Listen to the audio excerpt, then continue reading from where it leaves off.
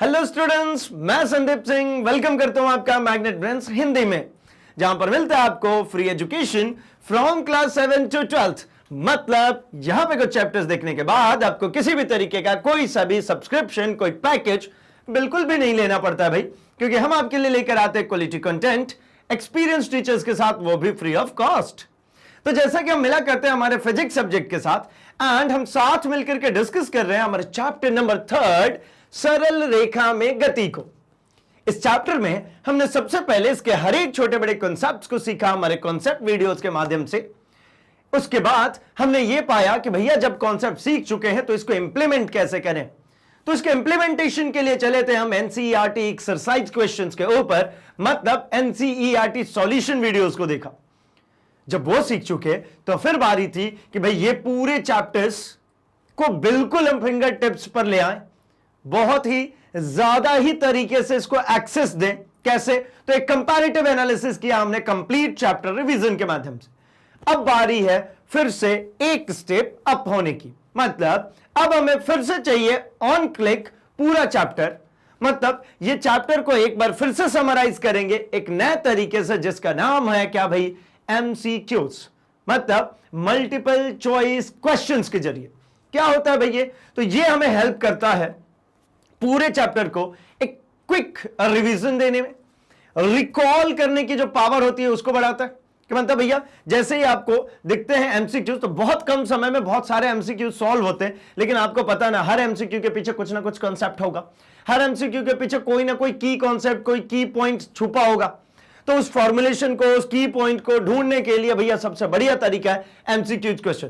तेजी में भी होता है, ब्रेन की पूरी एक्सरसाइज होती है, एंड ब्रेन भैया आपको कंप्लीट कैलकुलेशन ला करके देता है, किस जगह से कौन से क्वेश्चन को उठाया गया है, क्या ट्रिक्स है उसके ऊपर, ये सब कुछ पता है। क्या इसमें होता तो वो एमसीक्यू है, लेकिन मेरे ब्रेन के अंदर है ना वो पूरा कॉन्सेप्ट घूम जाता है। इसलिए सेशन होता है इतना इंपॉर्टेंट, इस वजह से कि भैया यही जो सेक्शन है, यही जो पार्ट है, ये आपको मदद करने वाला है आपके स्कूल एग्जामिनेशन में, साथ ही साथ आपके कॉम्पिटिटिव एग्जामिनेशन में।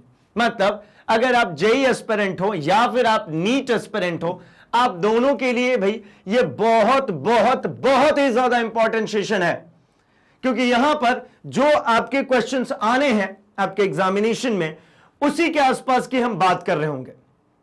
हम यहां पे एनसीईआरटी बेस्ड बात कर रहे हैं, मतलब हम बात करना चाह रहे हैं भाई कि आपके जितने भी की कॉन्सेप्ट्स हैं उन सबको एक बार ठोक लें, है ना, सबसे कुछ ना कुछ क्वेश्चंस उठा लाएं, ताकि आपको कहीं से कहीं तक दिक्कत ना हो। तो चलिए भैया शुरू करते हैं सेशन को। एंड जैसा कि हमारा रूल है, कैसा रूल भाई? तो हमारा एक नियम है भाई एमसीक्यू क्वेश्चन सॉल्व करने का। क्या नियम कहता है? नियम कहता है कि क्वेश्चन जैसे ही फ्लैश होता है आपके स्क्रीन पे, आप सबसे पहले कमेंट सेक्शन में आंसर देते हैं। ठीक है, जो जितनी जल्दी आंसर देगा भाई उतना ही मजेदार हो गई पिक्चर, क्योंकि वो अपने आप को कॉन्फिडेंट पाएगा, वो ये महसूस कर पाएगा कि हां मैं इस क्वेश्चन का क्विक आंसर कर पा रहा हूं। जितना क्विक आंसर कर रहे हैं मतलब आप उतना ही ज्यादा कमांड कर चुके हैं इस टॉपिक पे। चलिए तो फटाफट हम शुरू करते हैं इसके क्वेश्चन नंबर फर्स्ट को। पार्ट 1 है जिसमें हम शुरू के 20 क्वेश्चन देखने वाले हैं। इसके और भी पार्ट्स में लेकर के आऊंगा और बहुत सारे क्वेश्चंस में आपको प्रैक्टिस कराने वाला हूं। यहां पर फर्स्ट क्वेश्चन को फटाफट से रीड करेंगे एंड कमेंट सेक्शन में आंसर करेंगे। तो चलिए शुरू करता हूं मैं अपने क्वेश्चन नंबर फर्स्ट को। चलिए भैया आ गया हमारा क्वेश्चन नंबर फर्स्ट। क्या कह रहा है? विस्थापन तथा दूरी के अनुपात का आंकिक मान होता है सदैव 1 से कम, सदैव 1 से अधिक, सदैव 1 के बराबर, या घ ऑप्शन है 1 के बराबर अथवा 1 से कम। मतलब ये कांट से वाली स्थिति है कि बराबर भी हो सकता है, ज्यादा भी हो सकता है। ये कह रहा है 1 के बराबर, 1 से अधिक और 1 से कम। जल्दी से आंसर टाइप कर दीजिए भाई, जल्दी जल्दी जल्दी से आंसर टाइप कीजिए इसका फटाफट से, बिल्कुल बिना टाइम पास के भैया। चलिए चलिए चलिए चलिए आंसर टाइप कीजिए। चलिए भैया तब तक मैं सॉल्व करा भी दूं क्या? तब तक मैं इसके पीछे का लॉजिक भी सिखाता हूं जब तक आप आंसर टाइप करें। चलिए देखिए, विस्थापन और दूरी के अनुपात की बात करा तो मैं तो कहूंगा ये विस्थापन और अनुपात को समझ के आते हैं जरा। तो विस्थापन क्या होता है भैया? विस्थापन होता है दो बिंदुओं के बीच की न्यूनतम दूरी, दो बिंदुओं के बीच की न्यूनतम दूरी दिशा के सापेक्ष होता है। खैर यहां पे मुझे काम नहीं है क्योंकि इसने इसके आंकिक मान की कही है बात, तो मैं इसलिए दिशा विषय की कोई बात नहीं करूं। और जब मैं बात करता हूं मेरे दूरी की, तो दूरी क्या होती है भाई? तो दूरी होता है क्या? दो बिंदुओं के बीच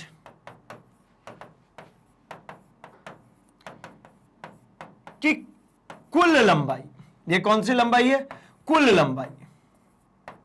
ये जो है ये न्यूनतम लंबाई है, ये है कुल लंबाई। मतलब ऐसा कि अगर मान लीजिए ये this is the point A, this is the point B and this is the point C, ठीक है, ए बी सी, ये 3 पॉइंट है। अगर यहां पे मैं बात करता हूं इस कंडीशन में, तो आपको यहां क्या देखने को मिल रहा है भाई? दूरी कितनी है? तो दूरी में अगर मैं लिखता हूं इस डायग्राम से, तो A B plus B C ये दूरी है। और अगर मैं लिखता हूं न्यूनतम दूरी मतलब विस्थापन, तो कौन है भैया? ये है मेरा सी ए, ये वाला, ये मेरा विस्थापन है। अब आप मुझे बताइए ना कौन सा ज्यादा है कौन सा कम है? तो एक बात समझ में आ रही है कि जो विस्थापन है ये कम है किससे? दूरी से। एंड सेकेंडरी एक और बात समझ में आती है कि जब ये दोनों पॉइंट चला ही नहीं था, ये था ही नहीं, सिर्फ ए से बी गया था स्ट्रेट लाइन में, सरल रेखा में जब गया था, तब यहां पर दूरी भी ए बी है और विस्थापन भी ए बी। मतलब जब एक सीधी रेखा में जाएंगे, सरल रेखा में जाएंगे, तो ए बी यही दूरी भी है और यही यही विस्थापन भी है। अर्थात समझ में आता है कि विस्थापन या तो छोटा होगा या फिर बराबर हो सकता है दूरी के। बराबर कब होगा? जब वो सरल रेखा में चलेगा तभी, अदरवाइज हमेशा ही दूरी जो है वो बड़ी होगी हमारे विस्थापन से। कोई समस्या नहीं भाई। चलिए तो आंसर चेक कर लेते हैं, क्या समझ में आया इससे? तो मुझे समझ में आया कि भैया ये विस्थापन जो है छोटा है दूरी से, अर्थात मुझसे अगर कहा जा रहा है कि विस्थापन और दूरी का जो अनुपात है उसका आंकिक मान क्या होगा, तो विस्थापन और दूरी के अनुपात 1 के बराबर होगा या फिर 1 से कम होगा। कैसे? तो देखिए विस्थापन बटा में दूरी कह रहे हैं, जब ये दोनों बराबर होंगे तो 1 आ जाएगा, जब ये छोटा होगा और ये बड़ा होगा तो 1 से कम आएगा। कैसे? एक उदाहरण, 1/2 लिखा है तो ये 1 से कम है ना मान। अगर 1/4 लिखा है 1 से कम है मान। 5/6 लिख दिया, 5/6 लिख दिया है तो क्या है? 1 से कम है मान। ये कभी विस्थापन ज्यादा हो ही नहीं सकता, खूब से खूब हो सकता था तो ऐसा हो जाता 5/5 हो जाता ये। चलो 1 आ गया इस केस में, और इस केस में करेंगे तो ये क्या हो गया? तो ये 1 से छोटा हो गया। अर्थात मुझे क्लियर हो गया कि ये जो है या तो 1 के बराबर होगा या फिर 1 से कम।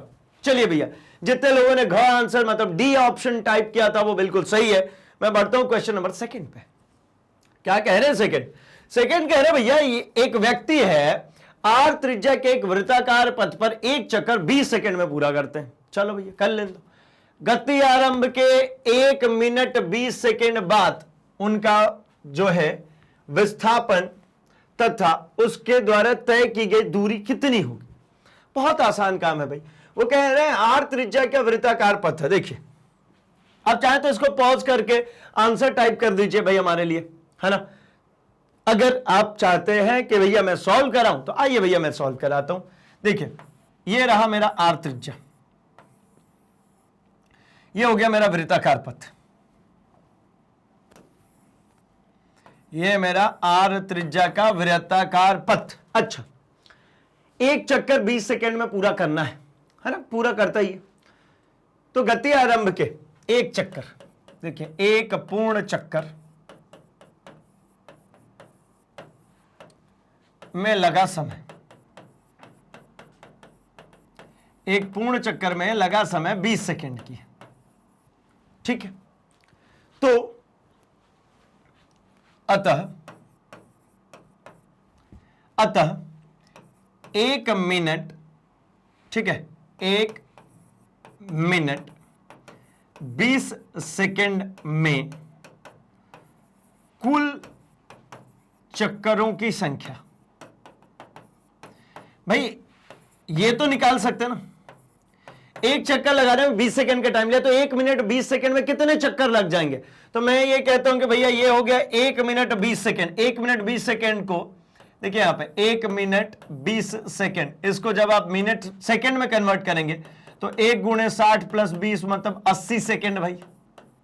वैसे मैं यहां कैलकुलेट कर रहा हूं, आपको कैलकुलेट करने की थोड़ी जरूरत है। 1 मिनट 20 सेकेंड 80 सेकेंड, 80 सेकेंड कुल वो चला है, और प्रत्येक 20 सेकेंड में 80 सेकेंड कुल चला, और प्रत्येक 20 सेकेंड में यहां से चला, ये चला चला चला और वापस आ गया यहीं पे, हर एक 20 सेकेंड में। अर्थात कुल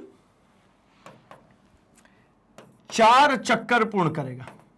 4 पूर्ण चक्कर। कितने पूर्ण चक्कर हो गए भाई? 4 पूर्ण चक्कर। पूर्ण चक्कर जब जब होगा, मान लीजिए इस पॉइंट ए से निकले तो वापस इसी पॉइंट ए पे आ गए, तो कुल विस्थापन कितना हुआ? तो कुल विस्थापन 4 पूर्ण चक्कर अर्थात विस्थापन बराबर, मुझे पता है क्या होता है भाई, तो अंतिम बिंदु माइनस प्रारंभिक बिंदु,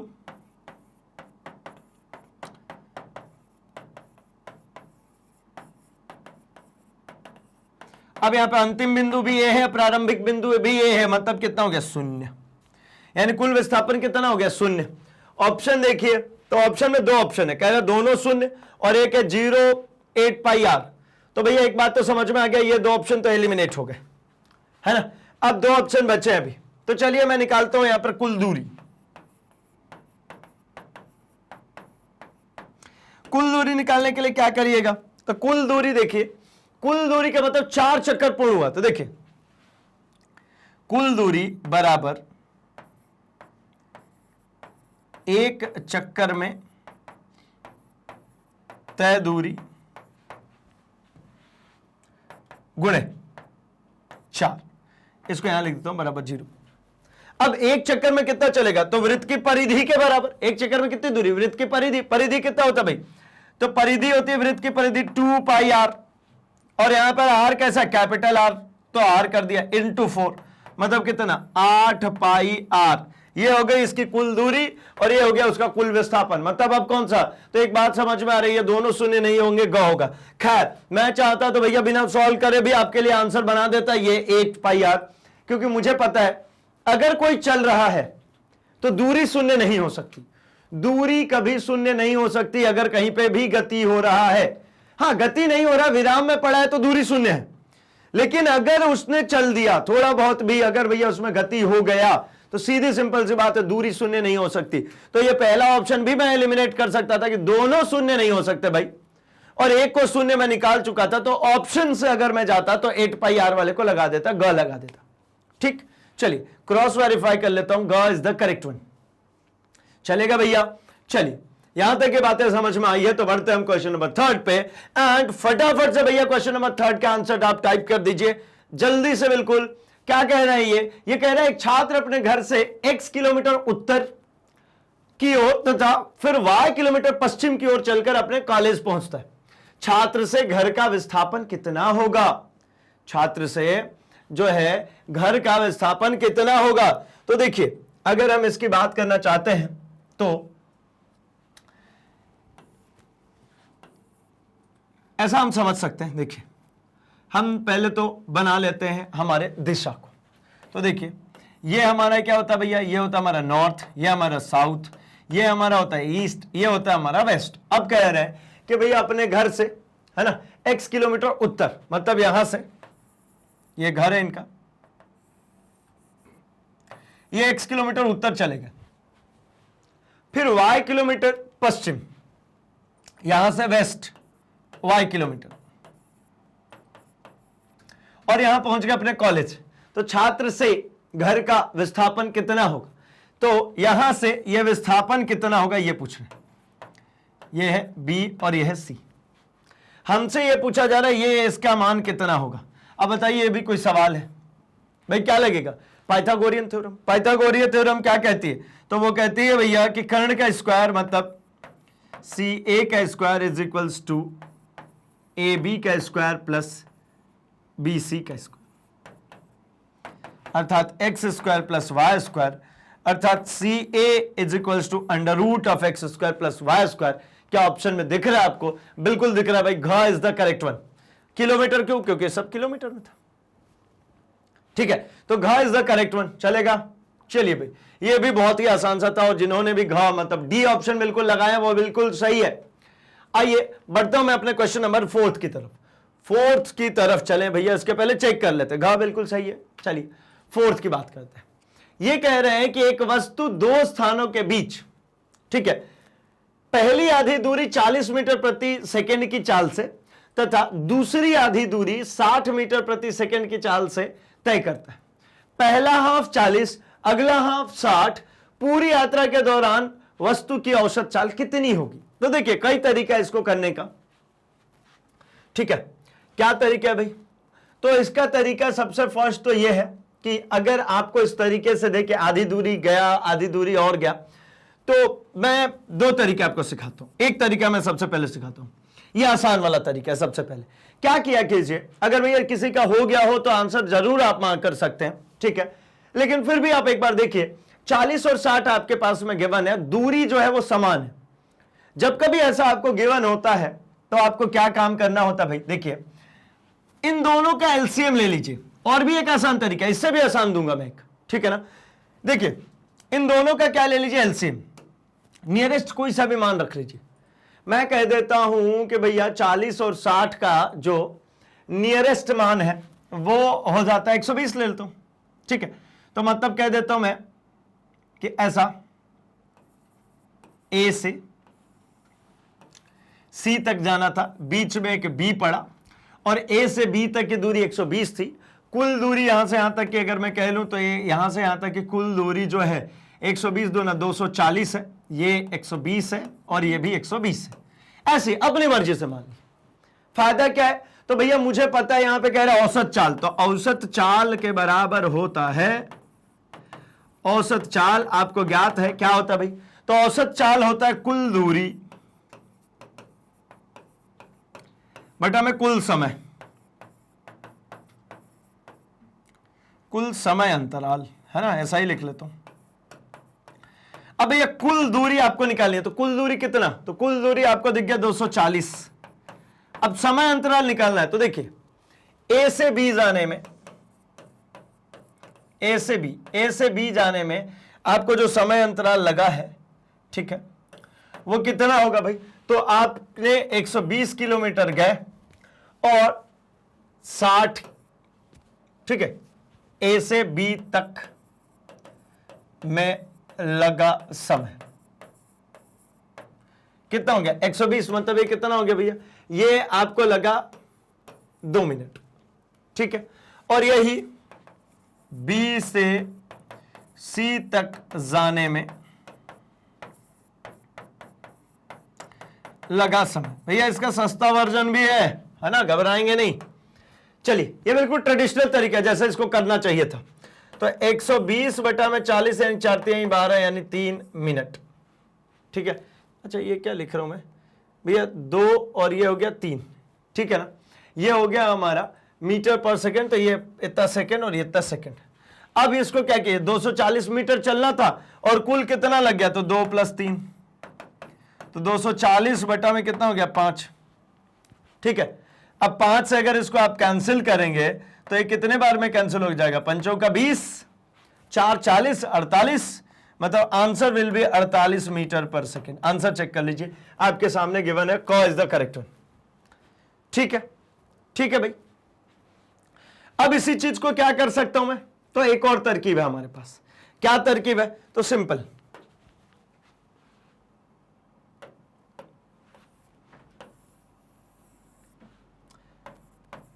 to x y upon x plus y, 2 times of x y. X y का मतलब क्या है? तो एक्स का मतलब हो गया ये 40 और वाई का मतलब हो गया 60 अपॉन में 40 + 60, ठीक है। ये कितना हो गया? 6 चौके 24, है ना, 24 दूनी 48, 4800, ठीक है। कितना बन गया मुझे? 4800 बटा में ये कितना हो जाएगा? 100, कैंसिल कैंसिल, कितना? 48 मीटर प्रति सेकंड। कितना है? 48 मीटर प्रति सेकंड। ये किसके लिए? औसत चाल। कब के लिए वैलिड है ये? जब आपको एक्स और वाई जो दोनों दूरी है वो कैसा गिवन हो भाई? वो सेम गिवन हो।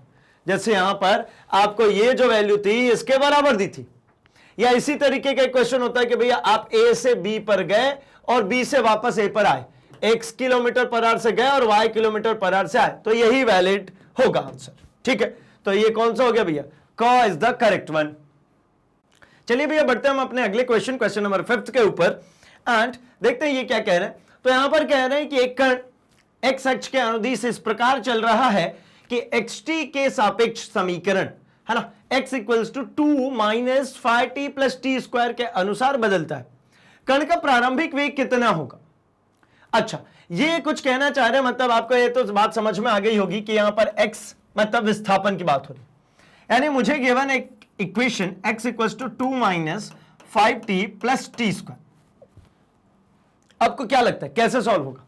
अब चाहे तो एक बार ट्राई कर सकते हैं। ठीक है, चलिए भाई मैं थोड़ा सा मेहनत करता हूं और आपको एक्सप्लेन करता हूं इसको कि ये क्या चीज कहना चाह रहे हैं। ठीक है, यहां पर अगर इस इक्वेशन को देखेंगे 2 minus 5t plus t square, तो इसको कण का वेग कहना चाह रहे हैं, प्रारंभिक वेग। मतलब मेरे से मालूम क्या पूछना चाह रहे हैं, मेरे से पूछना चाहते हैं u बता दीजिए। अब मेरे को एक बात समझ में आती है कि भैया s इक्वल्स टू जो होता है वो ut plus half at square होता है। चलो इस इक्वेशन को मैं इसके जैसा मानता हूं भैया s equals to ut plus half of at square. तो मान लिया कि भैया a की वैल्यू है ना, a की वैल्यू कितनी, a की वैल्यू मान लीजिए 2 हो गई, तो अगर इसको मैं 2 रख देता तो ये देखिए ना कैसा बनता। अगर इनकेस यहां पे 2 रखता है a की जगह, तो आप क्या कहते हैं, ये half of 2 into T square, ये कट जाता मतलब टी स्क्वायर। ये बात तो समझ में आती है, ये पल्ले पड़ती है कि a इक्वल्स टू 2 होगा। लेकिन यहां पर ut कैसे कहूं, यहां तो t का कोई टर्म है ही नहीं और ना मेरे स्टैंडर्ड इक्वेशन में कोई कांस्टेंट आता है कि मैं कंपेयर करूंगा। ये तो इससे कंपेयर होगा, ये कैसे कंपेयर होगा, नहीं होगा। एक काम करता हूं, मुझे और भी इक्वेशन याद है। क्या याद है भाई, तो v equals to u plus at भी तो होता है। तो क्यों ना मैं इसका प्रयोग करूं कि dx अपॉन dt जो होता है, dx अपॉन dt का मतलब क्या हो गया भाई, तो dx का मतलब है d विस्थापन। ये क्या है, विस्थापन। तो मतलब ये अल्टीमेटली कर रहा हूं विस्थापन बटा में समय। अब ये तो सबको पता है ना, विस्थापन बटा में समय क्या होता है भैया, वेग।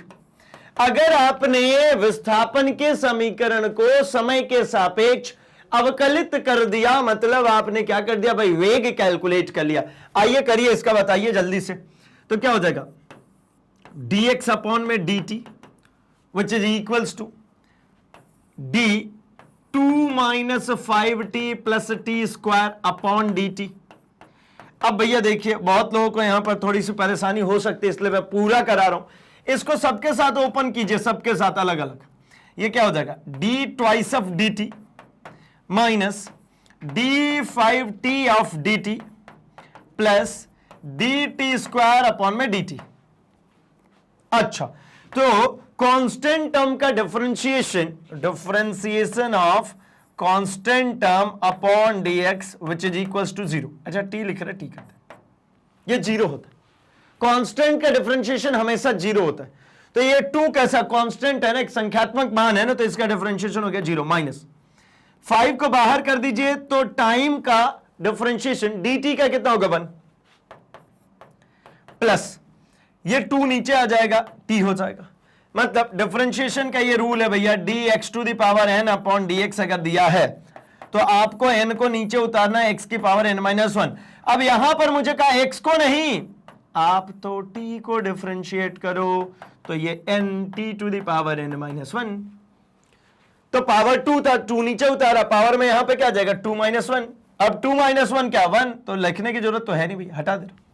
अब मुझे क्या मिला, dx अपॉन dt। ये अल्टीमेटली dx अपॉन dt क्या लिख सकता हूं, v वेग। अब बताइए, ये हो गया वेग, ये हो गया वेग। v इक्वल्स टू आपको क्या मिल रहा है, तो मिल रहा है भैया -5, ये इंटू है ना, नहीं तो 5.1 समझ लो, 5 प्लस 2t। ठीक है, v इक्वल्स टू -5 2t। अब इसको स्टैंडर्ड से कंपेयर कर देते हैं, यहां लेके रखो।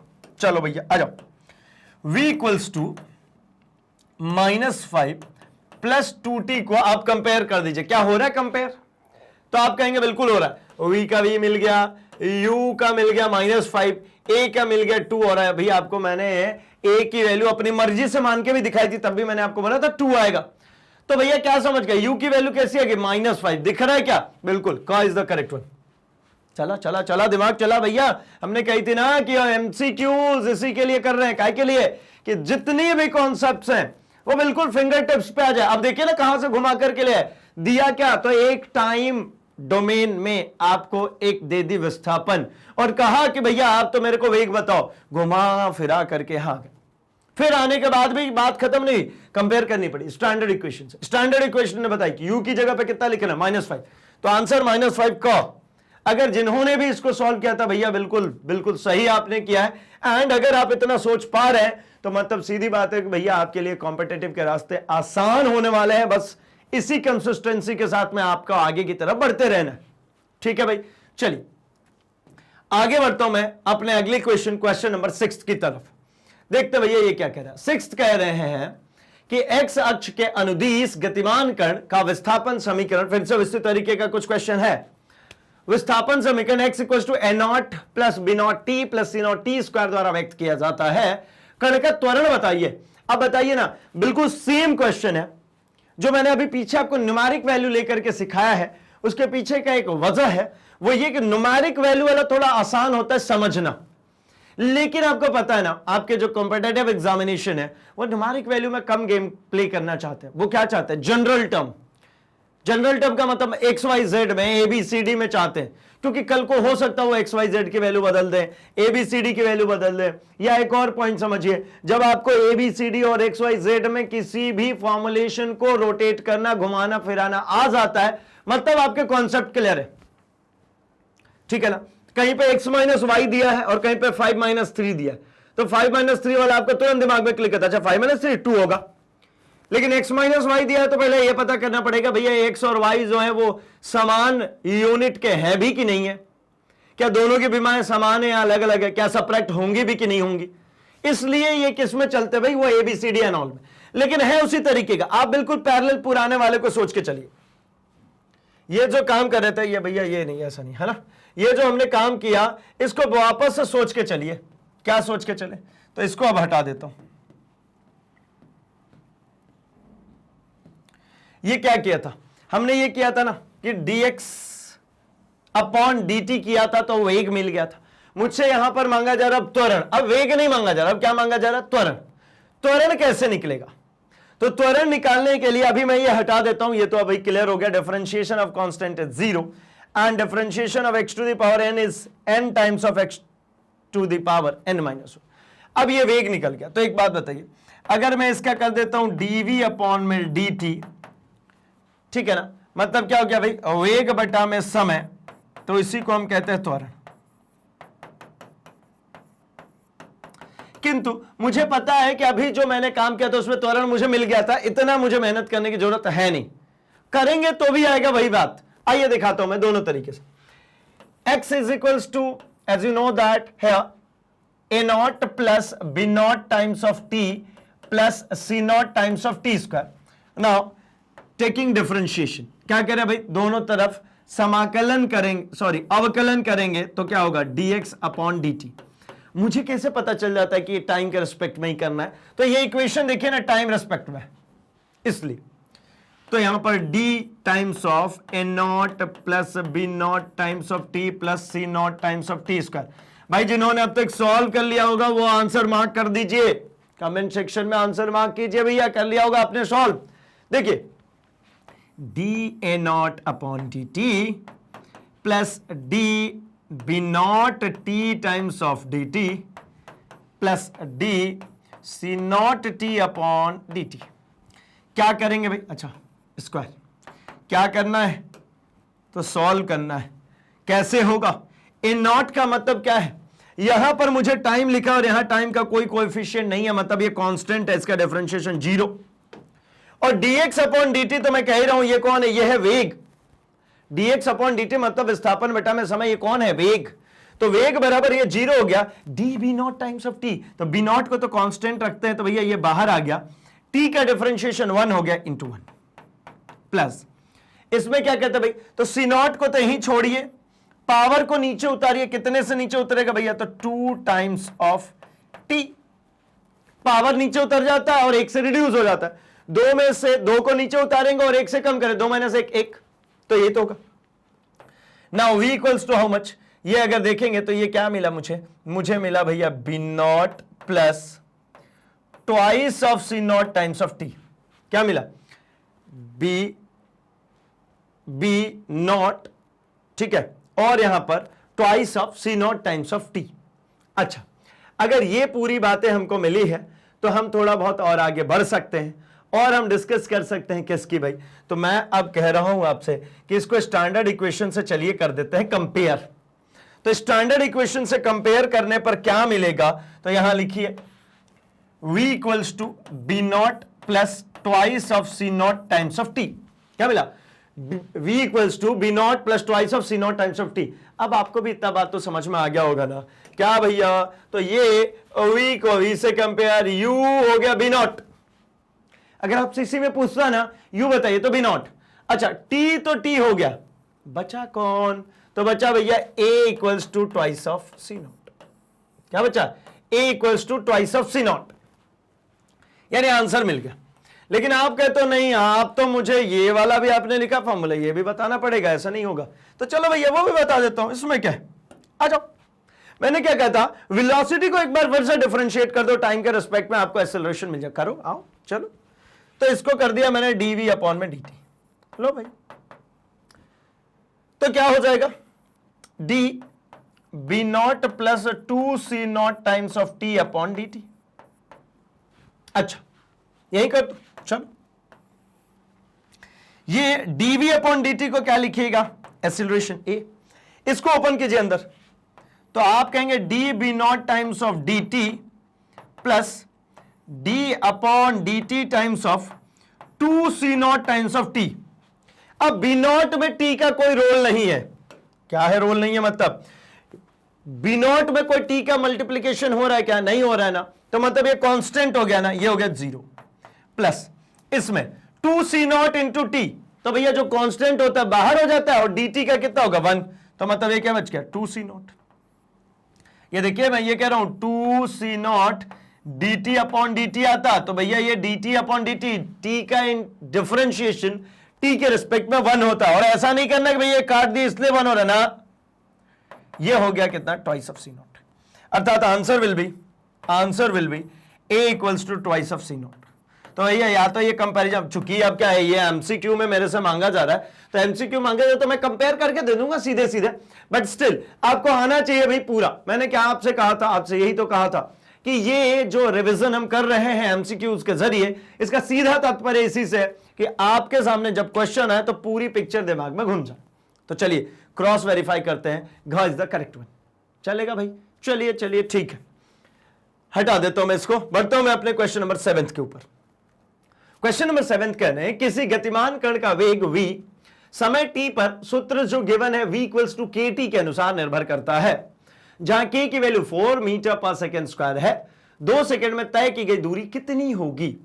जल्दी से आंसर कीजिए भाई, बहुत आसान है, ये बहुत ही ज्यादा आसान है, ठीक है, बहुत ज्यादा आसान है, ठीक है। चलिए मैं भी आपको सॉल्व कराता हूं। गतिमान कण है, v वेग है ना, v वेग पर समय का जो सूत्र है v इक्वल्स टू कितना गिवन है kt। अब ये k क्या होगा, v इक्वल्स टू आपके सामने k गिवन है, तो ये k क्या हो सकता है। तो भैया मेरे को कुछ बातें समझ में आती है, क्या समझ में आती है, तो मुझे समझ में आती है क्वेश्चन को आगे पढ़ना चाहिए, है ना, बोले ये कौन सी अच्छी बात समझ में आ गई आपको। तो भैया ये समझ में आ गई मुझको कि मेरे को आगे दिया गया है k की वैल्यू 4 मीटर पर सेकेंड स्क्वायर, और यहां छुपा है राज। क्या है का राज, तो राज ये है कि भैया रैपर देख के बता सकते हैं कि डब्बे के अंदर क्या है। रैपर कह रहा है मीटर पर सेकेंड स्क्वायर, तो मीटर पर सेकेंड स्क्वायर तो भैया त्वरण होता है, मीटर पर सेकेंड स्क्वायर किसकी यूनिट होती है, त्वरण की। तो मतलब एक बात पता लग गया, ये k कौन है, ये k अल्टीमेटली त्वरण है, और ये इसकी वैल्यू है 4 मीटर पर सेकेंड स्क्वायर। अब मामले की है ना पुख्ता हो गई भाई, पूरी तो हो गई कि भैया ये जो है ये है त्वरण। अच्छा आपके सामने त्वरण गिवन है, और समय गिवन है, त्वरण गिवन है, ठीक है, और समय गिवन है, t इक्वल्स टू गिवन है 2 सेकेंड। आपसे मांगा जा रहा दूरी बताइए, भी कोई बात हुई, कितनी दूरी ये तय कर रहा है ये आप बता दीजिए। तो भैया बता दीजिए ना जल्दी से, क्या होगा ये। तो हम चलते हैं अपने वही स्टैंडर्ड इक्वेशन में और कंपेयर करके ले आते हैं। v इक्वल्स टू KT लिखा हुआ है ना, इसका मतलब क्या हुआ, देखिए इधर लिख दो, v इक्वल्स टू होता भैया u प्लस AT, मेरा स्टैंडर्ड इक्वेशन यही होते हैं ना, v equals to u plus AT। मुझे यहां पे कहा जा रहा है कि नहीं KT, तो v इक्वल्स टू u की जगह पर रख देता हूं 0 और ये लिख देता हूं मैं KT। मुझे कैसे संपत्ति लगाता, तो मैंने आपको सिखाया, ये त्वरण है, K जो है वो त्वरण है, मतलब u की वैल्यू कितनी आ गई 0, u equals to how much 0, a equals to how much, k is equals to how much 4 metre पर सेकेंड स्क्वायर, ये दिया है। अच्छा, मेरे से जब दूरी मांगी जा रही है तो दूरी का क्या होता है भाई फॉर्म, दूरी मतलब निकालना चाह रहा हूं मैं s इक्वल्स टू तो ut plus half AT square, लो भैया हो गया, u की वैल्यू 0, ये हो गया 0 प्लस हाफ ऑफ a की वैल्यू 4 गिवन है, टाइम इन्होंने क्या 2 सेकेंड में निकाली, तो 2 का स्क्वायर 2 गुणे 2, 2 से 1 2 कट गया, मतलब कितना बचा 4 दूनी 8, यानी s equals to how much 8 metre, कितना है 8 मीटर, है क्या ऑप्शन में, तो है भैया बिल्कुल है, ख इज द करेक्ट वन, बिल्कुल सही है, ख बिल्कुल सही है भाई।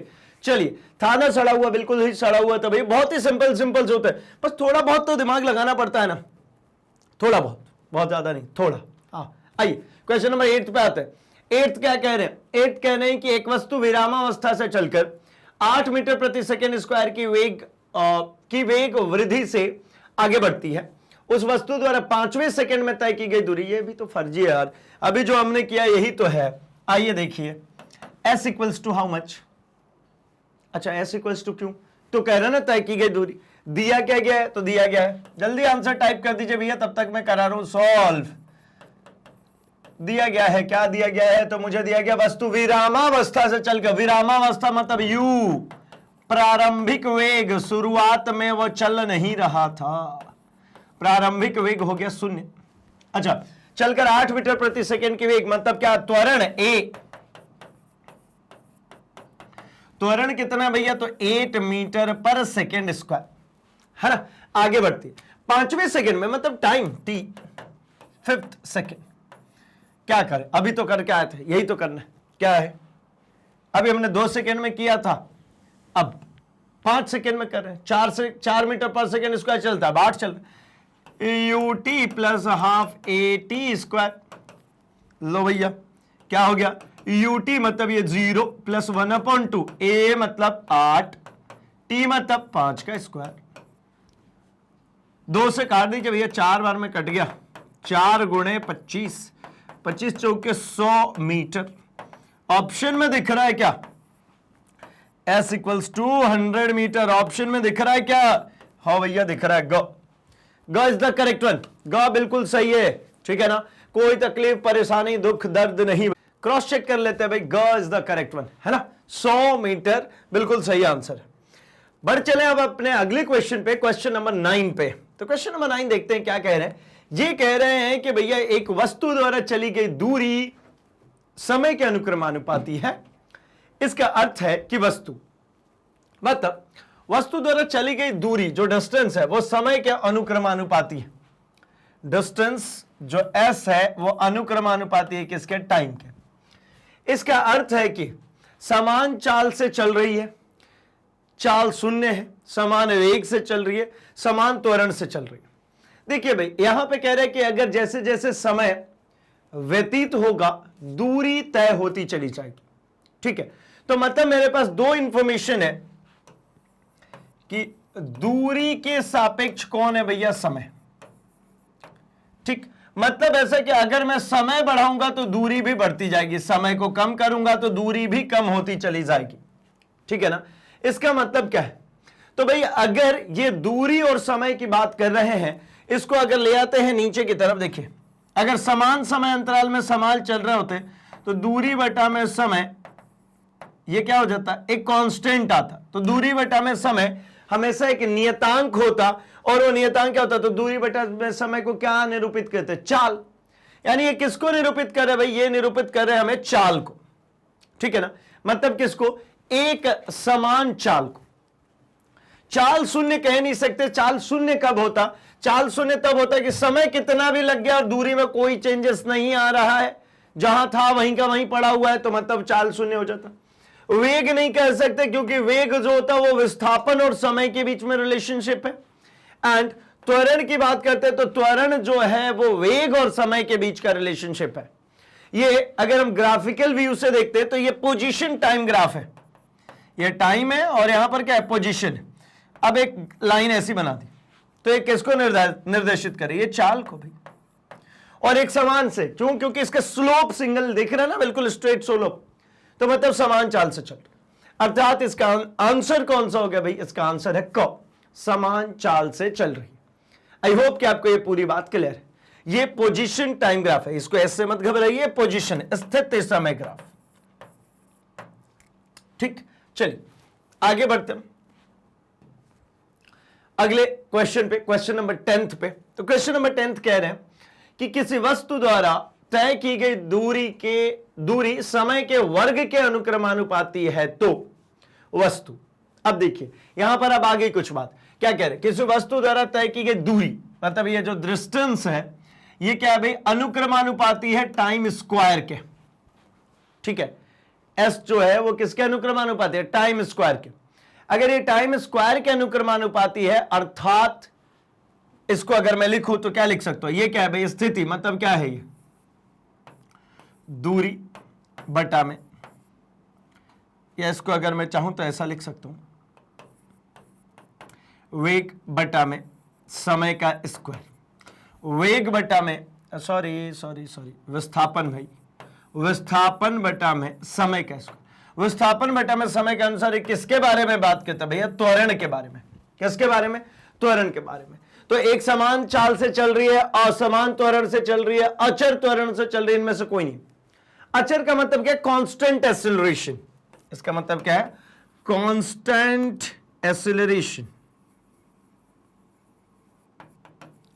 तो ये क्या समझ में आ रहा है भाई, ये कैसा चलेगा, अगर अनुक्रमानुपाती है, यानी जिस रेट से ये बढ़ रहा होगा उसी रेट से ये, तो ये विस्थापन बटा में समय की बात करेंगे तो त्वरण कैसा होने वाला है, ये कांस्टेंट ही तो होने वाला है। ये जब प्रोपोर्शनैलिटी साइन की बात होती है, इसका मतलब क्या है भाई, जो टर्म आएगा वो कैसा आएगा, कांस्टेंट आएगा, नियतांक आएगा, स्थिरांक आएगा। अर्थात आंसर ग इज द करेक्ट वन। क्या है, अचर त्वरण से चल रही है, ठीक है ना। चलिए तो यहां तक भैया हमने 10 क्वेश्चंस तो हमारे सॉल्व कर लिए। हम बढ़ते हैं हमने अगले क्वेश्चन, क्वेश्चन नंबर 11 की तरफ, एंड विल ट्राई कि भैया क्या कह रहे हैं। तो ये कह रहे हैं एक गतिमान वस्तु द्वारा तय की गई दूरी समय के वर्ग के अनुक्रमानुपाती है, ठीक है। इसी के आसपास के क्वेश्चन चल रहे। देखिए मैंने बोला था ना कि हर एक कॉन्सेप्ट से क्वेश्चन उठाएंगे। तो देखिए अभी एक गतिमान वस्तु द्वारा तय की गई दूरी समय के वर्ग के अनुक्रमानुपाती है, तो त्वरण बढ़ रहा है कि घट रहा है, मतलब त्वरण जो है इसमें ये बढ़ रहा है कि घट रहा है, या फिर शून्य है या फिर नियत है। तो हमने अभी तो बात करी कि ये क्या है भैया, तो ये है हमारा कांस्टेंट। आपने ये बात पढ़ी है ना कि जब ये प्रोपोर्शनैलिटी साइन हटती है तो कांस्टेंट आता है, हटा के लगाइए तो A equals to A T square, S equals to A T square. ये ए कैसा हुआ, तो ये प्रोपोर्शनैलिटी कांस्टेंट है। ए क्या है भाई, तो ये समानुपातिक नियतांक है, या यूं कह लीजिए, अगर ऐसा नहीं कह पा रहे तो भैया ऐसा कह लीजिए, एस अपॉन टी स्क्वायर की जब आप बात करेंगे तो ये हमेशा ही एक नियतांक स्थिरांक के बराबर होगा, वो है ए, कांस्टेंट होगा भाई। तो मतलब ये नियतांक है, ये नियत है, स्थिर है। अच्छा आगे बढ़ता हूं क्वेश्चन नंबर 12 पे। 12 कह रहे गतिमान पिंड के दूरी समय ग्राफ का हल प्रदर्शित करता है, ठीक है ना। गतिमान पिंड के दूरी समय ग्राफ का जो ढाल है वो प्रदर्शित करता है। भाई ये ढाल है, ठीक है ना। क्या किसकी बात कर रहे हैं हम, स्लोप की बात कर रहे हैं। अल्टीमेटली हम बात कर रहे हैं किसकी, हम बात कर रहे हैं ढाल की। क्या प्रदर्शित करता है भाई गतिमान पिंड के दूरी समय ग्राफ, ये है डिस्टेंस और ये है टाइम, ये भैया समय, ये हमारे डिस्टेंस अर्थात ये हमारी दूरी। दूरी समय ग्राफ क्या प्रदर्शित करेगा? तो दूरी समय ग्राफ की ढाल ये रही हमारे दूरी समय ग्राफ। इसकी जो स्लोप निकालेंगे, तो स्लोप निकालने का तरीका मैंने जो सिखाया आपको वो ये कि आप हमेशा ही काम कीजिए, लिखा कीजिए y axis upon x axis, y अक्ष बटा में x अक्ष। y अक्ष का मतलब कौन है? y अक्ष पे आपको क्या दिख रहा है? दूरी, ठीक है। और x अक्ष पे क्या दिख रहा है भाई? तो x अक्ष पे आपको दिख रहा है समय। दूरी बटा में समय क्या होता है? तो दूरी बटा में समय होती है भैया चाल। अर्थात ये स्लोप किसके बारे में बात कर रहा है भाई? तो ये स्लोप बात कर रहा है चाल के बारे में। स्लोप जो डिस्कस करेगा वो किसके बारे में? चाल के बारे में। अर्थात क इज द करेक्ट वन। चलेगा क्या? त्वरण नहीं है भाई, गति की दिशा नहीं, चली गई दूरी नहीं, बिल्कुल क इज द करेक्ट वन। त्वरण कब होता? जब ये वेग होता। वेग समय ग्राफ हमेशा त्वरण देता है। गति की दिशा और चली गई दूरी के बारे में ये नहीं बता पाएगा भाई, ठीक है ना। चली गई दूरी के बारे में बताता है हमारा वेग समय ग्राफ का जो होता है एरिया। आएगा क्वेश्चन, टेंशन लेने की बात नहीं है। अभी यहां से समझ में आ रहा है कि स्लोप निकालते हैं हमेशा y axis upon x axis. y axis पर क्या बनता? दूरी। x एक्सिस पर क्या आता भाई? समय। तो ये क्या हो गया? चाल। अच्छा, ये कैसे पता चलता है? तो ये भी मैंने आपको सिखाया हुआ, चाल हो, है ना, या फिर आपका वेग समय ग्राफ हो या दूरी समय ग्राफ हो, हमेशा समय जो होगा हमेशा एक्स एक्सिस पे, क्योंकि एक्स एक्सिस हमेशा इंडिपेंडेंट क्वांटिटी है और वाई एक्सिस पे हमेशा ही डिपेंडेंट क्वांटिटीज आते हैं जो निर्भर करते हैं किसी पर। समय किसी पर निर्भर नहीं करता, इसलिए वो एक्स एक्सिस पर है। और भैया दूरी जो है वो निर्भर करता है समय पर, इसलिए वो वाई एक्सिस पर है। आंसर तो मिल ही गया भाई। तो बढ़ते हैं हम क्वेश्चन नंबर 13 के ऊपर एंड फटाफट से आंसर टाइप कर दीजिए भैया, जल्दी से आंसर टाइप कीजिए। मैंने अभी आपको डिस्कस कर दिया है ये वाली बात, ये मैंने अभी जस्ट आपके लिए डिस्कस किया। गतिमान पिंड के चाल समय ग्राफ का जो ढाल है ये क्या प्रदर्शित करता है? तो भैया ये प्रदर्शित करता है हमारे त्वरण को, एक्सीलरेशन को। कैसे कह दिया? अगर आपने एक्सीलरेशन लगाया बिल्कुल सही है। ये देखिए, जरूरी नहीं है कि स्लोप ऐसा ही हो सकता है स्लोप ऐसा भी हो, तब भी आपको क्या निकालना होता है भाई? आप कोई सा भी स्लोप हो, मतलब ऐसा कोई स्लोप हो या इस तरीके का कोई स्लोप हो, इसका जो ढाल है, इसके लिए हमने आपसे बात करी कि आपको लिखना होता है हमेशा y एक्सिस अपॉन में x एक्सिस। मतलब ये x एक्सिस पर रखा हुआ हमारा टाइम है, समय है, क्योंकि इंडिपेंडेंट है, निर्भर नहीं करता है। डिपेंड करता भैया यहां पर कौन है? ये चाल है। अर्थात आप कह सकते हैं वेग भी कह सकते हैं, क्योंकि एकांक दिशा में है। दिशा सहित जो, अगर दिशा सहित चाल है मतलब वो वेग है। चाल अगर डायरेक्शन के साथ में वेग है, दूरी है अगर डायरेक्शन के साथ में है तो वो क्या है भाई? वो विस्थापन है।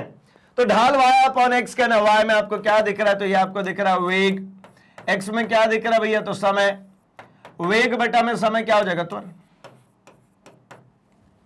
क्या ये त्वरण, ये एक्सीलरेशन। ख इज द करेक्ट वन। चलिए, यहां तक की बातें क्लियर हैं तो मैं बढ़ता हूं अपने क्वेश्चन नंबर 14 के ऊपर। एंड अगर जिस किसी ने भी किया है भैया सही है, अगर एक्सीलरेशन लगाया है तो क्वेश्चन नंबर 14 जल्दी से टिक कर दीजिए, जल्दी से टिक कीजिए। क्या कह रहे हैं यहां पर? कह रहे हैं एक वस्तु चाल समय ग्राफ एक्स अक्ष के समांतर एक रेखा है, इसका अर्थ है क्या? बहुत आसान है भाई, इस तरीके के भी क्वेश्चन बड़ा इंपॉर्टेंट हो जाते हैं। मैं आपको एक्सप्लेन जरूर कर देता हूं। इस तरीके के 2-3 वेराइटीज है, वो सबको कवर कर देता हूं। एक वस्तु चाल समय ग्राफ, चाल समय मतलब वही वेग समय लिख लेता हूं, कोई ऐतराज नहीं होना चाहिए। वेग समय ग्राफ है ना, और एक्स एक्सिस के समांतर है। तो लो भैया एक्स एक्सिस समांतर हो गया, यानी समय के सापेक्ष समांतर है। अच्छा, इसका क्या मतलब है? तो इसका क्या अर्थ है ये कह रहे? तो देखिए, अभी जैसे स्लोप इसमें निकालना था, इसमें स्लोप कैसे निकाला हमने? तो स्लोप निकालने के लिए 2 पॉइंट्स मार्क कर दिए भैया, ए और बी। इसको ज्वाइन कर दिया और इसको ज्वाइन कर दिया। अब आपको इतना तो प्रतीत होता ही है कि भैया ये जो नीचे वाली ये जो लाइन है, ये वाली जो इतनी सी लाइन है और ये वाली जो लाइन है, अगर मैं इनको मार्क करूं तो ये है मेरा T2, ये है मेरा T1, ये है मेरा, अगर ये वेलोसिटी टाइम ग्राफ है तो ये V1 और ये मेरा V2। तो मतलब ये जो रिलेशनशिप हो जाएगा v2 माइनस v1, और ये जो गैप दिख रहा है ये दिखेगा t2 माइनस t1, चलेगा, है ना। मुझसे मांगा जा रहा था स्लोप, मुझसे मांगा जा रहा था ये थीटा, तो स्लोप मतलब ये कोण इक्वल्स टू क्या होता है, तो ये अगर मान लीजिए यहां पर पॉइंट सी मान लेता हूं, तो ये होता है भैया सी बी अपॉन में ए सी।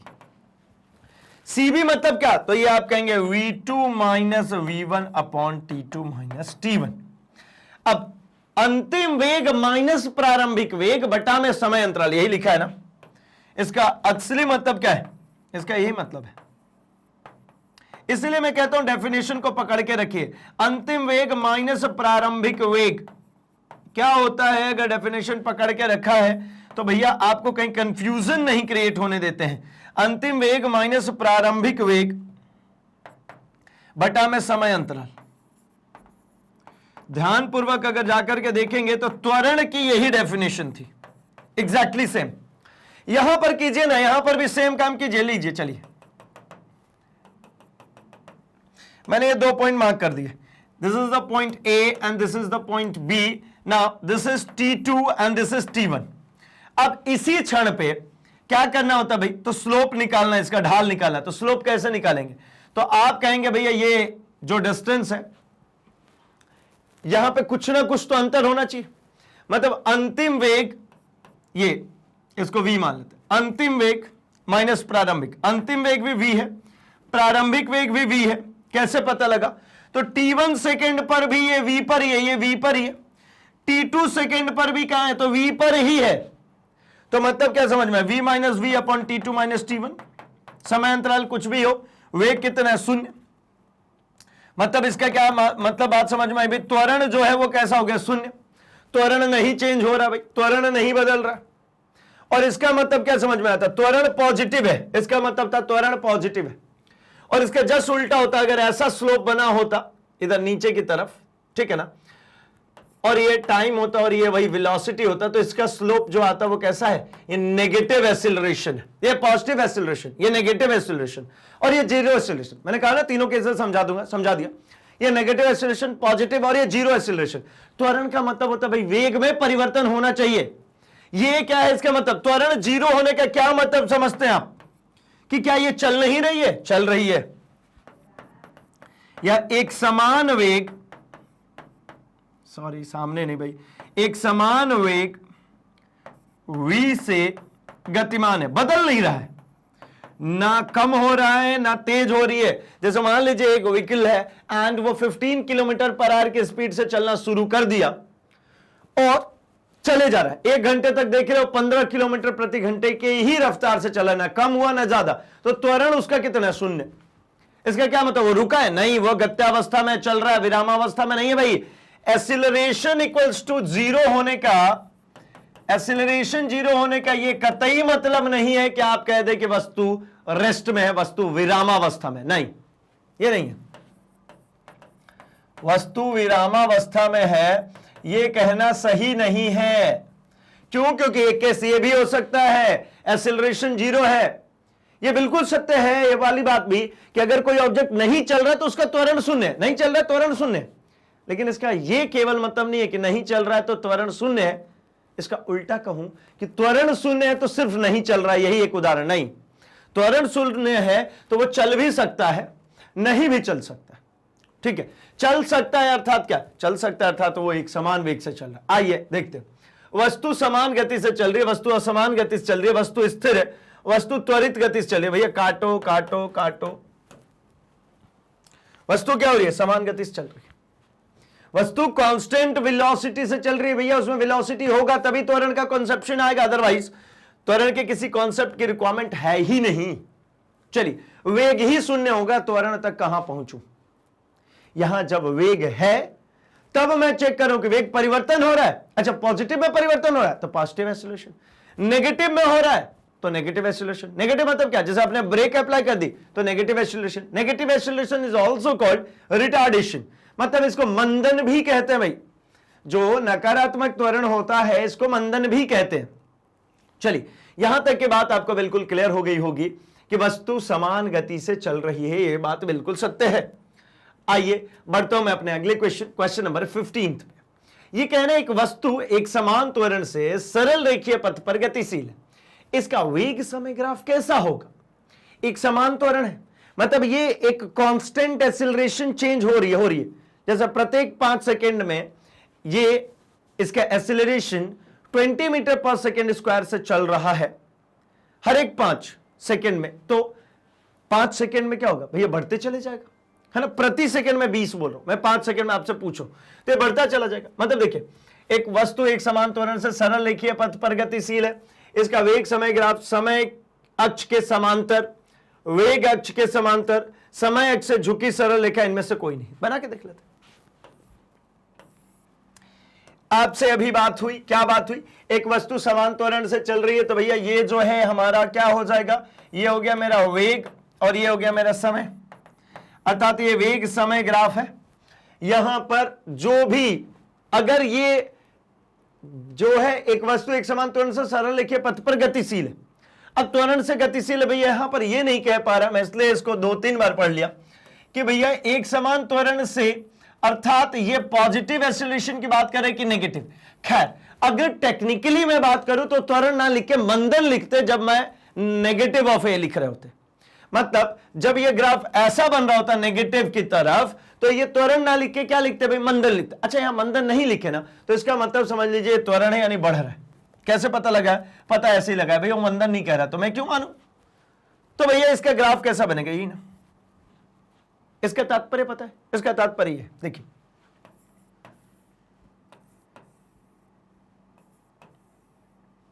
सपोज इसको आपने कह दिया T1, इसको कह दिया T2 और इसको कह दिया T3। ये 3 लोकेशंस आपने मार्क किए। इन्हीं के सापेक्ष यहां पर आपने मार्क किया V1, यहां पर आपने मार्क किया V2 एंड यहां पर आपने मार्क किया V3। तो ये कहना चाहते हैं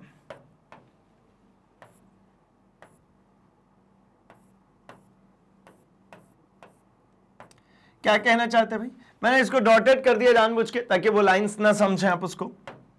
आइए, मैं ये कहना चाहता हूं कि यहां पर अगर त्वरण निकालें, अगर एक समान है तो ये कंफर्म ये होगा V2 minus V1 upon T2 minus T1 which is must be equals to V3 minus V2 upon में T3 माइनस T2। कुछ समझे क्या? मतलब अगर ये कब भाई? जब मैं ये बात करना चाहता हूं कि ये जो समय अंतराल है ये बिल्कुल बराबर है, ये समय अंतराल इसके बिल्कुल बराबर है, तो ये बिल्कुल जरूरी है कि V2 माइनस V1 का जो वैल्यू है, जो स्लोप मिल रही है, वो V3 माइनस V2 का जो स्लोप मिल रहा है इसके बराबर होगा। यानी त्वरण है यानी ये कांस्टेंट होगा, तभी तो इसको कहूंगा कि भाई ये कांस्टेंट है। क्यों कांस्टेंट? क्योंकि कह रहे ना एक समान त्वरण से चल रहा है, एक समान मतलब कांस्टेंट चलना ही पड़ेगा। एक समान कांस्टेंट रेट से चल रहे हैं तो भैया समझ में आता है कि समय अक्ष से झुकी सरल रेखा है, ये समय अक्ष से कुछ ना कुछ कोण बना करके झुकी हुई है, इसी का तो स्लोप निकालता हूं ना। ये त्वरण जो निकाल रहा हूं ये क्या निकालो? ये स्लोप। स्लोप का मतलब क्या? झुका हुआ होना। किसके साथ? X axis. एक्स एक्सिस कौन है? समय। तो इसको कहता हूं मैं समय अक्ष के साथ में झुकी हुई है। ठीक, क्वेश्चन नंबर 15 तक की बात आपको समझ में आ चुकी है एंड ये भी बातें समझ में आ रही है कि किस तरीके के क्वेश्चंस हर एक टॉपिक से पॉसिबल है। भाई आप भी फ्रेम कर सकते हैं क्वेश्चंस, ठीक है ना, आप भी अपने टॉपिक से क्वेश्चंस फ्रेम कर सकते हैं। एंड अगर कहीं पर भी कुछ भी डाउट हो तो भैया आप कमेंट सेक्शन में हमें बताइए, आप फ्रेम कीजिए क्वेश्चन, कमेंट सेक्शन में डालिए, हम करेंगे आंसर। चलिए क्वेश्चन नंबर 16 पे आते हैं। क्वेश्चन नंबर 16 कह रहे एक वस्तु एक समान ऋणात्मक त्वरण के साथ गतिमान है। देखिए यहां कह दिया एक समान ऋणात्मक त्वरण, इसका मतलब क्या सिखा रहा हूं मैं आपसे? तो मैं कह रहा हूं भैया इसको कहते हैं मंदन, नेगेटिव ऑफ है, गतिमान है। उसका समय दूरी ग्राफ निम्नलिखित में से कौन सा होगा? बताइए। अब बहुत आसान है, समय दूरी ग्राफ। अच्छा एक बात यहां पर मैं थोड़ी सी सिखा लूं, जब मुझे पूरे ग्राफ दिख ही गए तो मैं सिखा देता हूं। देखिए एक बार कंपैरेटिव एनालिसिस हो जाएगा। आंसर तो आप मार्क कर दीजिए भाई, आंसर फटाफट से मार्क कर दीजिए, फिर मैं आपको एक्सप्लेन करता हूं। चलिए मैं एक्सप्लेन करता हूं। देखिए समय आप यहां पर कितना भी बढ़ाते चले जा रहे हैं, कितना भी, दूरी वहीं का वहीं है, मतलब वो चल ही नहीं रहा है। यहां पे आपको क्या दिख रहा है? यहां पर आपको दिख रहा है कि दूरी जो है वो कांस्टेंट है, स्थिर है। ठीक है, अगर दूरी स्थिरांक हो गया, इसका मतलब क्या है? तो इसका मतलब है कि यहां पर वेग जो होगा वो कितना हो जाएगा भाई? शून्य। क्यों वेग शून्य होगा? क्योंकि इसका जो स्लोप है, जो ढाल है, वो कितना है? वो ढाल जो है वो शून्य। ढाल शून्य है तो वेग शून्य होगा। अब वेग शून्य हो गया, वेग कह लीजिए, चाल कह लीजिए, आपकी मर्जी करे, चाल कह लीजिए। चलिए, इसका मतलब चल ही नहीं रहा है ना, वो नहीं चल रहा। नहीं चल रहा मतलब क्या? ये ग्राफ हमें प्रदर्शित कर रहा है विरामावस्था। ऐसा ग्राफ आपको कहीं पर भी दिख जाए, इसका मतलब है विरामावस्था, मतलब ये विराम में है, यानी ये ऑप्शन तो नहीं हो सकता। आगे इसमें देखते हैं। मैंने आपको स्लोप निकालने ऐसा ही सिखाया था। वैसे मैं आपको देख के भी बता सकता हूं कि भैया यहीं से आंसर कैसे, सिर्फ और सिर्फ आपने देखा और आंसर मार्क कर दिया, ऐसा आप कब कर सकते हैं? तो इसके लिए बहुत ही सिंपल सा काम है। देखिए यहां पर आपको क्या दिख रहा है भाई? अगर मैं इसको ज्वाइन कर देता हूं तो यहां पर बन जाएगा थीटा, और ये जो डिस्टेंस है इसको क्या मान लूं मैं? कुछ भी मान लो यार, चलो x2 कह देता हूं। x2 में आप कंफ्यूज हो जाएंगे। मैं कहता हूं इसको क्या कह देता हूं? इसको कहता हूं d2। चलिए इसको कहता हूं d1, दूरी, डिस्टेंस d1 d2। ये t2 है और ये t1 है। एक बात बताइए, स्लोप जो होता है, स्लोप जो होता है, इसका फॉर्मूला है ना, ये किसके बारे में बताने वाला भाई? गति के बारे में, यानी वेग के बारे में बताने वाला है। चलेगा? चाल कहना है, चाल कह लीजिए, चलेगा मुझे। वेग, चाल के बारे में बताने वाला, मतलब ये कैसे निकलेगा? ये जो डिस्टेंस आपको यहां पर दिख रहा है, ये डिस्टेंस कितना है? तो ये डिस्टेंस है d2 माइनस d1, और ये जो डिस्टेंस है टाइम अंतराल, समय अंतराल, वो t2 माइनस t1। तो यहां पर रखिए ना, क्या हो गया? d2 minus d1 upon t2 minus t1। चूंकि मैं जानता हूं कि जो d2 है ये ग्रेटर दैन है d1 से, यहां पे मुझे ये बात पता है ना, d2 जो है ये ग्रेटर दैन है किससे? d1 से। मतलब d2 बड़ा है d1 से, तो हमेशा ही, हेंस क्या मैं ऐसा कह सकता हूं कि d2 माइनस d1 जो मिलेगा वो कैसा मिलेगा भाई? Always positive. ये हमेशा कैसा मिलेगा? पॉजिटिव। हमेशा ही d2 माइनस d1 पॉजिटिव मिलेगा, धनात्मक मिलेगा। अगर ये हमेशा धनात्मक मिल रहा है, इसका मतलब इस केस में जो वेग होगा वो भी हमेशा ही कैसा होगा? हमेशा ही पॉजिटिव होगा, धनात्मक होगा। आइए इसमें थोड़ी सी बात करा दूं। इसमें आपको क्या दिख रहा है? सेम जो काम यहां कराया था वही काम करके बताइए। ये हो गया मेरा t1, ये हो गया मेरा t2। यहां पे मैं मार्क करता हूं, इसको मार्क करूंगा मैं क्या? d1, और इसको मैं मार्क कर देता हूं d2। ठीक है। अब अगर यहां पर मैं सेम तरीके से फॉर्म लिखूं, यहां पर आपको क्या निकालना है? ये थीटा निकालना है, ये थीटा निकालना है, तो इसके सामने की भुजा से निकालेंगे। कैसे होगा? तो ये सामने की भुजा जो है ये d2 माइनस d1, और ये बेस वाली जो भुजा है ये t2 माइनस t1। ऐसे तो निकालते ना, ये जो दूरी होगी d2 minus t1।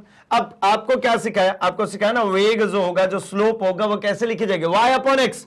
y upon x लिखिए, d2 minus d1 upon t2 minus t1। किंतु यहां पर देखिए d2 आपको नीचे दिख रहा है, d1 ऊपर, तो d2 कैसा है? d2 जो है वो छोटा है, मतलब d2 is smaller than d1। वहां पे d2 बड़ा था d1 से, d2 यहां पर छोटा है d1 से। अर्थात क्या समझ में आता भाई? अर्थात d2 माइनस d1 हमेशा ही, हमेशा कैसा मिलेगा भाई? तो ये मिलेगा नेगेटिव, ऋणात्मक। कैसे? d1 बड़ा है, ये नेगेटिव वाला बड़ा है, तो भैया नेगेटिव ही मिलेगा ना रिजल्टेंट। इसका मतलब क्या समझ में आता है कि भाई वेग जो है ये हमेशा कैसा आएगा? नेगेटिव, ऋणात्मक आएगा। कैसे पता लगा? बात समझ में आ गई। ये जो फाइनल डिस्टेंस था वो छोटा था, इनिशियल ज्यादा बड़ा था, तो मतलब ये नेगेटिव। यानी हमसे जो सवाल में पूछा गया था कि नेगेटिव एक्सीलरेशन को कौन शो करेगा, ठीक है ना? त्वरण के साथ गतिमान है, उसका समय दूरी ग्राफ निम्न में से दिया है, तो कौन सा होगा? नेगेटिव। इसी में नेगेटिव एक्सीलरेशन आएगा। चूंकि ये समय, दूरी और समय ग्राफ दिया है, जब दूरी समय ग्राफ रिटार्ड हो रही है, मतलब कम हो रही है, तो इसका मतलब है ये रुकने को जा रही है, ये थोड़े ही समय बाद जाएगा। अच्छा, ये कैसे पता लगा? ये देखो भैया, यहां पे था, ये चलते चलते चलते चलते यहां आ गया, यहां जैसे ही आएगा इसका वेग कितना हो जाएगा? शून्य, रुक गई। मतलब यहां पर इसका वेग ज्यादा था, वेग ज्यादा हो तो भैया ये बात पता है ना, त्वरण जो होता है ये क्या होता है? वेग बटा में समय। अब बताइए, वेग बढ़ रहा है तो त्वरण बढ़ेगा, वेग घटेगा तो त्वरण भी घटेगा। यहां पे कह रहे थे कि ऋणात्मक बताइए, तो मैं कह रहा हूं वेग जिसमें घटेगा उसमें त्वरण भी घटेगा। वेग किस में घट रहा है? ग में घट रहा है, तो त्वरण भी इसी में क्या होगा? घटेगा। सिंपल। चलिए आता हूं मैं अपने घ पे। ये कह रहा भाई कि आंसर तो वैसे मिल चुका है ना, ग is the correct one, answer मिल चुका है। घ पे आता हूं मैं, एक्सप्लेन कर देता हूं। भाई देखिए यहां पे समय बढ़ रहा है और यहां पर क्या हो रहा है? दूरी, लेकिन ये कांस्टेंट रेट से नहीं बढ़ रहा है। अगर आप ध्यानपूर्वक देखेंगे तो यहां पे थोड़ा सा बदलाव हुआ, थोड़ा सा हुआ, अब ज्यादा होने लगा। अब क्या होगा? बहुत ज्यादा। मतलब समय का मान अगर यहां पे, यहां देखिए इसको टी, इसके बाद अगर आप कहीं पर भी जाइए तो इसका मान कहां पहुंच चुका है? इनफाइनाइट। जबकि यहां पर समय के छोटे से मान में एक छोटा सा परिवर्तन मिला, लेकिन इस क्षण के बाद में मुझे समय के मान में परिवर्तन करने पर मुझे दूरी में कोई परिवर्तन नहीं मिल रहा, मतलब वो इनफाइनाइट पे जा चुका है। अर्थात इसको क्या कहते हैं? इसको कहते हैं हम असमान चाल। ये जितने भी दिखे, ये एक समान गति बढ़ रहा था, एक समान चाल थी, बढ़ रही थी, ये भी एक समान चाल था, कम हो रहा था, और यहां पर क्या था भाई? तो यहां पर जीरो था, मतलब ये तो रुका ही था, ठीक है ना, वो जो था रेस्ट में था, रुका था। अच्छा आगे बढ़ा सा भाई, फिर है ना, क्रॉस चेक करते हुए ग करेक्ट आंसर था। चलिए आगे बढ़ता हूं मैं क्वेश्चन नंबर 17 पे। अच्छा आप चाहें तो भैया इसको है ना रिवाइंड करके स्क्रीनशॉट ले सकते हैं, बड़े काम की चीज थी वो पूरी। क्वेश्चन नंबर 17 पे आते हैं। यहां कह रहे हैं असमान गति को प्रदर्शित करने वाला कौन सा ग्राफ है?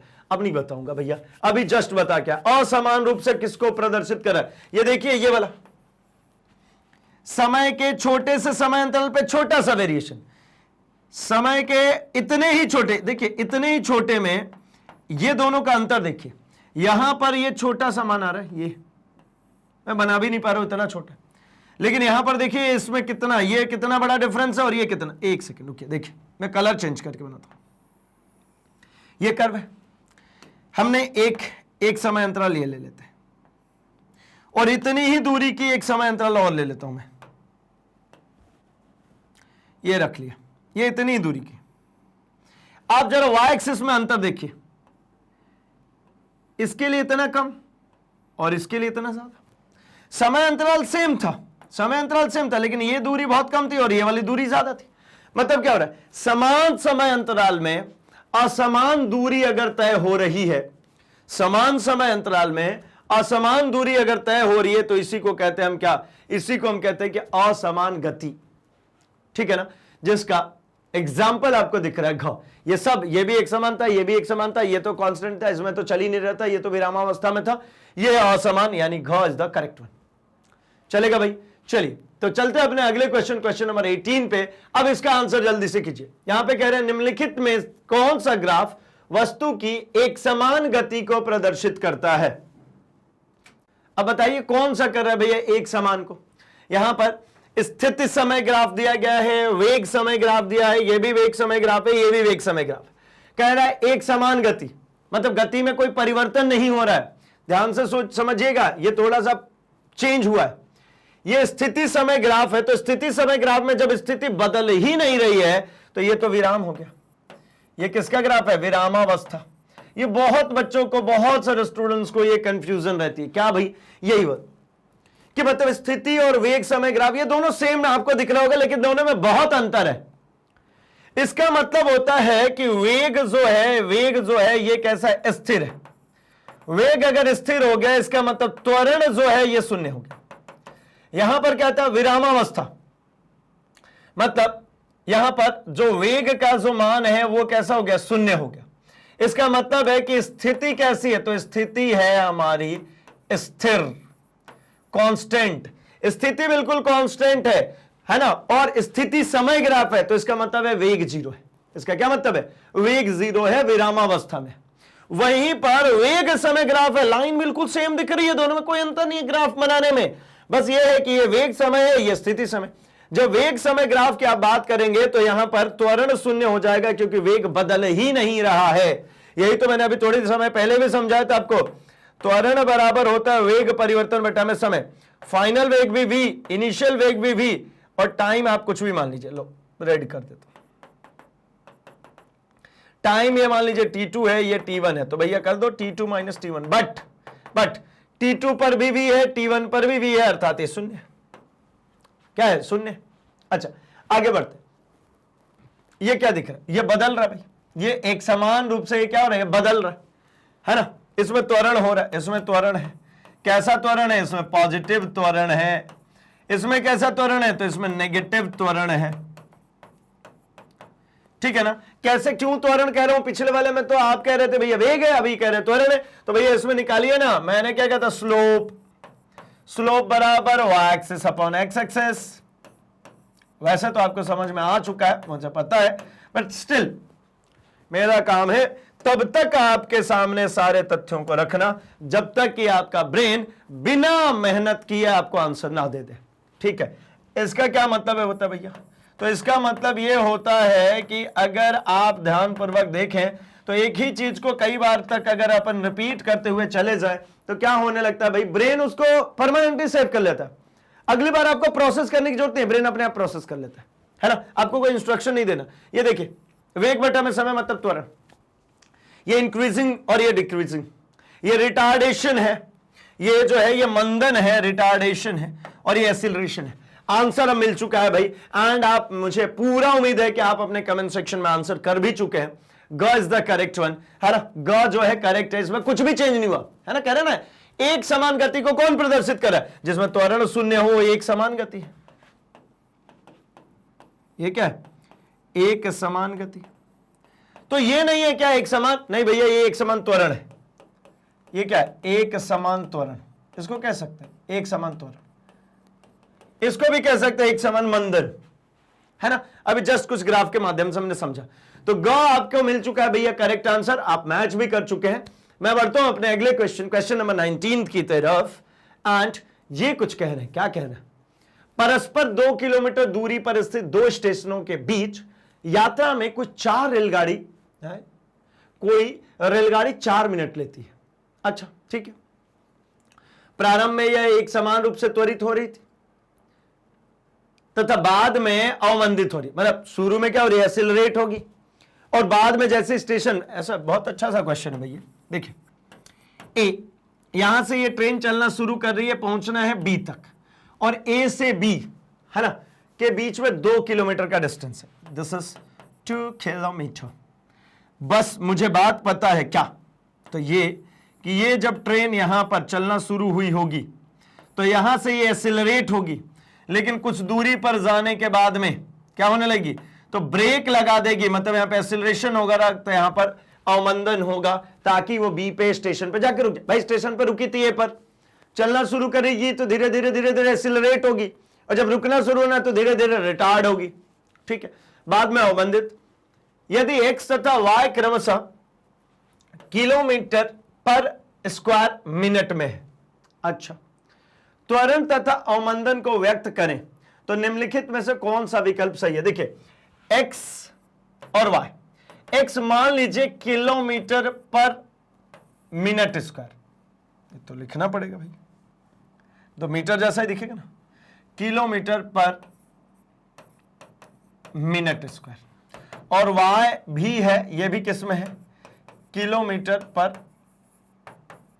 मिनट स्क्वायर से। यानी ये दोनों ही क्या है? ये दोनों ही अल्टीमेटली देखे तो त्वरण है। एक अवमंदन हो सकता है, एक त्वरण हो सकता है। कैसे पता लगा?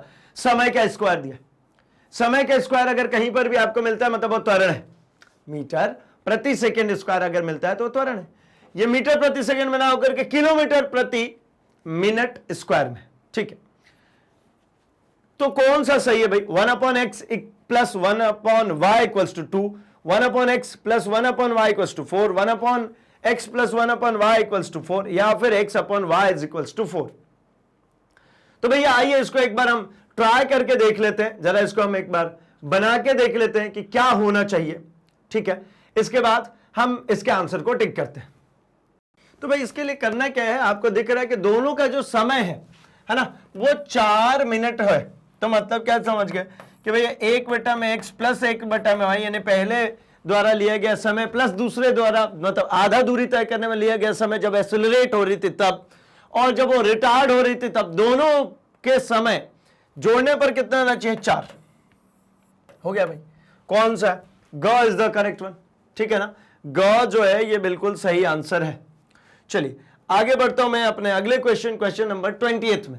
यहां पे कह रहे हैं कार है ए से बी, है ना, 20 किलोमीटर प्रति घंटा की चाल से गति करती है तथा 30 किलोमीटर प्रति घंटा की चाल से वापस लौट आ रही है। यानी एक कार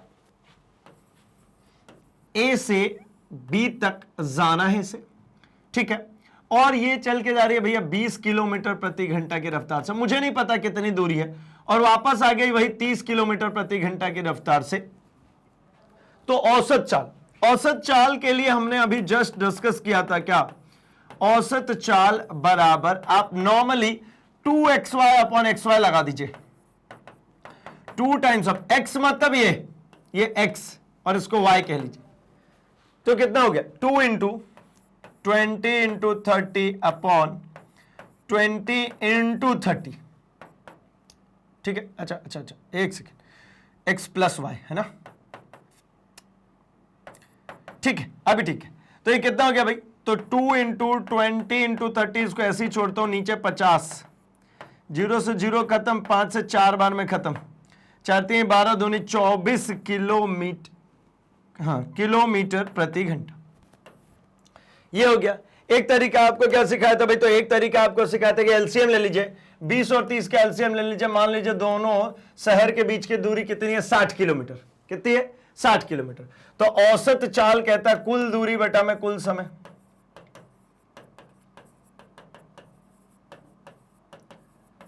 कुल दूरी बटा में कुल समय। अब कुल दूरी कितनी, तो ए से बी प्लस बी से ए, जाने में और आने में लगा समय, बटा में T1 प्लस T2। अब ये देखिए T1 की वैल्यू कितनी होगी, ए से बी जाने में कितना समय लगा, तो मैं कहूंगा भैया दूरी, जो ऐसे आपको पता है वेग बराबर होता है दूरी बटा में समय, मैं कहता हूं समय बराबर, तो क्या हो जाएगा दूरी बटा में वेग। अब बताइए T1 की वैल्यू कितनी होगी, तो दूरी 60 मैंने मानी है, कैसे मान ली 60, एलसीएम इन दोनों का, कोई सा भी नियरेस्ट एलसीएम, ठीक है, 20 और 30 से कट जाने वाला नंबर, तो 60 लिया, बटा में क्या करना है 20, तो कितना लगा 3 घंटे। और इसी तरीके से यहीं पर अगर आप T2 कैलकुलेट करते हैं, तो मैं यहीं पे कैलकुलेट करता हूं, T2 को क्या करूंगा 60 बटा में 30, यानी कितना भाई, तो 2 घंटा। अब देखिए यहां पर निकाल देता हूं, ए बी प्लस बी है, मतलब ये 60 गया प्लस 60 आया, बटा में ये जो है 3 घंटे और ये 2 घंटे, 5 घंटे, यानी 6 60 60 120 बटा में 5, 24 25 120, यानी हो गया 24 किलोमीटर प्रति घंटा। क्या हुआ, 24 किलोमीटर प्रति घंटा, कैसे भी कीजिए आंसर आएगा, ठीक है। चलिए यहां पे आंसर टिक करता हूं मैं, आंसर कितना 24 किलोमीटर प्रति घंटा, ठीक है ना भाई। इसको एक्स वाई से भी करके मान के कर सकते हैं ना, जितने कॉन्सेप्ट वीडियो उसके अंदर मैंने आपको सारे ही पॉसिबल वेज दिखाए, फिर भी अभी भी मैं आपको प्रैक्टिस कराते चल रहा हूं, ठीक है। तो जो हमारे फर्स्ट 20th क्वेश्चन की बात की गई थी, है ना, कब भाई, तो जैसे ही हमने सेशन को स्टार्ट किया था, हमने बात किया था कि हम फर्स्ट 20 क्वेश्चन सॉल्व करने वाले सेशन के अंतर्गत, तो हमने भैया अपने 20 क्वेश्चन सॉल्व कर लिया, एंड होपफुली आपने जितने भी कमेंट सेक्शन में आंसर किए थे वो मैक्सिमम मैच हुए हैं हमारे किए गए सॉल्यूशंस के साथ में, ठीक है ना। मतलब ये है कि अब ये चैप्टर आपका जो है, एक पोर्शन इस चैप्टर का आपका प्रिपेयर हो चुका है, और भी इसमें करने वाले, अभी हमने ग्रेविटेशन वाले फॉर्मेशंस नहीं करे, ठीक है ना। इसके अतिरिक्त भी बहुत सारे अभी क्वेश्चंस बचे हुए हैं इसमें, जो कि हम आगे आने वाले सेशन में कवर करने वाले हैं। तो भाई अभी के लिए क्या करेंगे, तो अभी के लिए हमसे जुड़े रहेंगे, एंड जुड़ने के कितने साधन है भाई, तो फर्स्ट आप जैसे हमें आप YouTube से तो देख ही रहे हैं, साथ ही साथ आप हमसे जुड़ सकते हैं फेसबुक पे, इंस्टाग्राम पे, ट्विटर पे, टेलीग्राम पे, एंड आप मैग्नेट ब्रेन्स के जरिए क्या क्या एक्सेस कर पाते हैं भाई, तो आप अपने PC, laptop, mobile, iPhone, iPad, जिससे भी पढ़ाई कर रहे हो भाई, वहां पर आप जैसे ही हमारी वेबसाइट डालते हैं, कुछ इस तरीके की पेजेस आपको ओपन होती है, आप हमारे ऐप से जाते हैं तो ऐसे पेजेस ओपन होते हैं, जहां पर आपको क्या मिलता है CBSE English and Hindi medium, मतलब NCERT बेस्ट पूरी क्लासेस, चाहे आप इंग्लिश मीडियम के हो या फिर आप हिंदी मीडियम के हो या फिर आप किसी भी स्टेट बोर्ड के हो, आपको यहां पर कंप्लीट कोर्स मिल जाता है। इसके साथ ही अगर आप कोई competitive examination like NTSC, Olympiad, NEET, IIT JEE या फिर CUET की प्रिपरेशन कर रहे हैं, तो भी यहां पर आपके पास में पूरी ऑप्शन अवेलेबल है आपके कोर्सेज के लिए। मतलब हम कंप्लीट कोर्स लेकर के आते हैं इन डिनोमिनेशन में। इसके साथ ही मैं आपको बताते चलूं कि अगर आप यूपी और बिहार बोर्ड से, तो आपके लिए तो एक्सक्लूसिव प्लेलिस्ट है यूपी एंड बिहार बोर्ड की। क्लिक कीजिए, आपको UP board and Bihar board के अकॉर्डिंगली आपका पूरा कोर्स कंटेंट मिलेगा। साथ ही साथ अगर आप इंग्लिश बोलना सीखना चाहते हैं तो भाई मैग्नेट ब्रेन्स इसमें भी आपके साथ में है, क्योंकि ये एक इंटरनेशनल लैंग्वेज है एंड आप हिंदी मीडियम स्टूडेंट अगर हैं तो ये तो आपके लिए कंपलसरी है ना।